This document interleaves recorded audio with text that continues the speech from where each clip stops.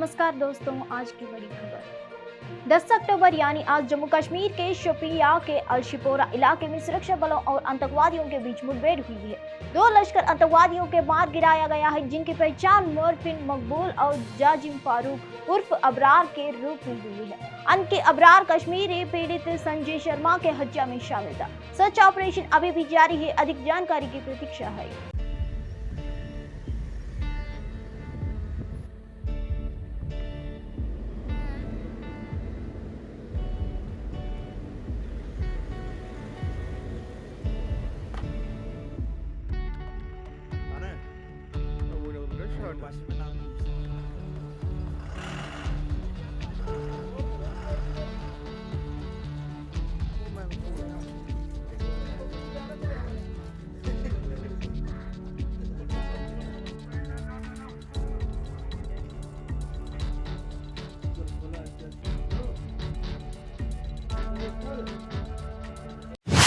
चंडीगढ़ में पीजीआई के नेहरू अस्पताल में आग लग गई। आग बुझाने के लिए दमकल की गाड़ियां मौके पर पहुंची।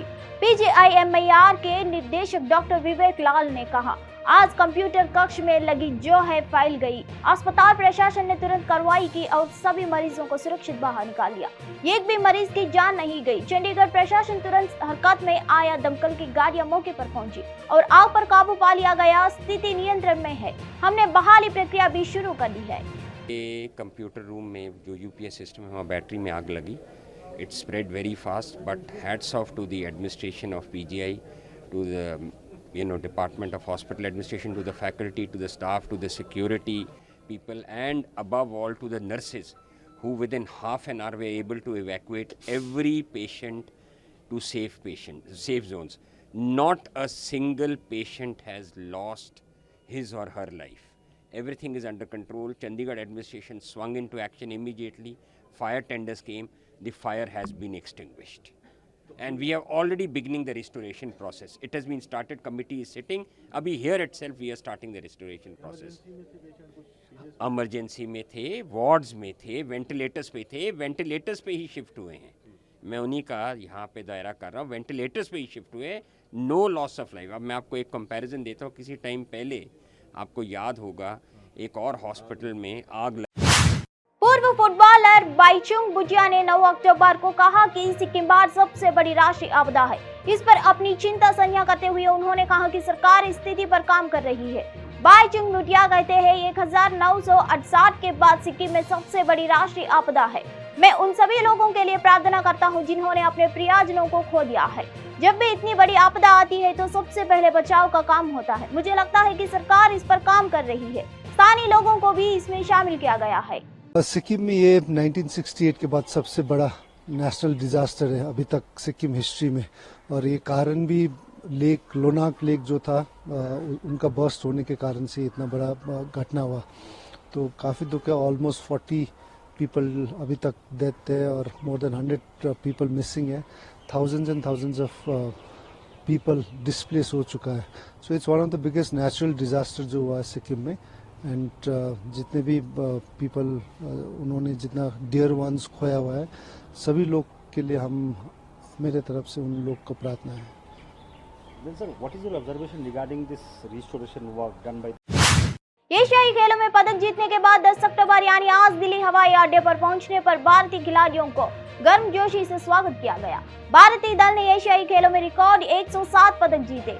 हांगझो में टीम इंडिया ने 28 गोल्ड, 38 सिल्वर और 41 ब्रॉन्ज जीते।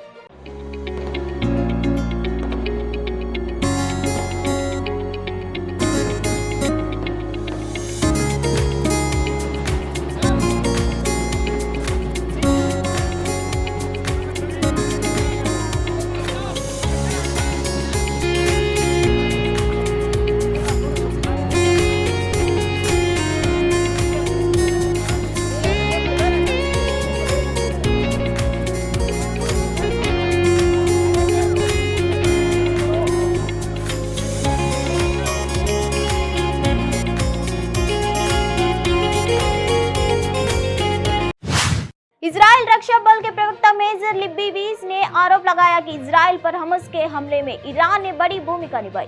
उन्होंने हमास की क्रूरता को इजराइल के इतिहास का सबसे खराब नरसंहार भी कहा। लिब्बी वीस ने कहा, 2 दिन पहले हमने जो देखा वह इजराइल के इतिहास में इजरायली नागरिकों के सबसे भयानक नरसंहार है। यह कुछ ऐसा है जिसे हमने पहले कभी अनुभव नहीं किया है और जो भयावहता हमने देखी है उसे शब्दों में वर्णित करना लगभग कठिन है। फिलहाल इजरायली हताहतों में संख्या 700 से ज्यादा है और घायलों की संख्या हजारों में है।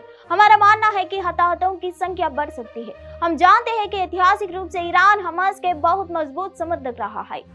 You know, naturally, we do believe that Iran plays a role in what Hamas and the actions that Hamas is carrying out. What we witnessed 2 days ago is the worst massacre of Israeli civilians in Israel's history. The horrors that we have witnessed,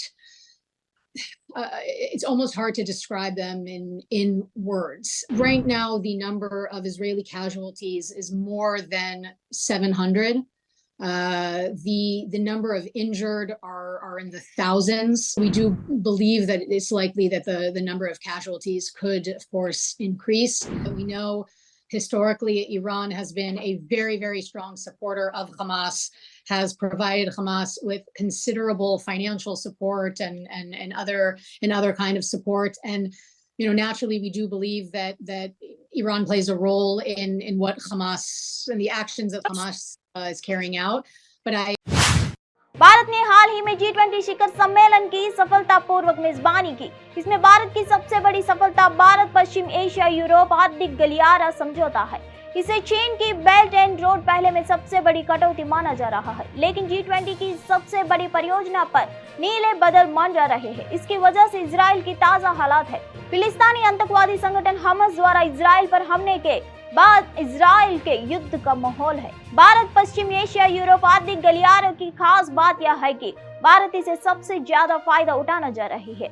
यह भारत को खड़ी और पश्चिम से सीधा जोड़ता है। यह भारत के निर्यात को बढ़ाने का काम करेगा। साथ ही भारत प्राचीन मसाला नर्क के पुनर्जीवित करता है। भारत इसे सोने की चिड़िया कहता है। मालूम हो कि केंद्रीय चुनाव आयोग ने सोमवार को तेलंगाना, मध्य प्रदेश, राजस्थान, छत्तीसगढ़ और मिजोरम राज्यों को विधानसभा चुनाव का शेड्यूल जारी कर दिया। इस पर राहुल गांधी ने कहा कि मध्य प्रदेश में फिलहाल बीजेपी की सरकार है और इस चुनाव का वहां सरकार बदल जाएगा। इस तरह राजस्थान और छत्तीसगढ़ में भी सरकारें बदलेगी। दरअसल उन दोनों राज्यों में कांग्रेस की सरकारें हैं।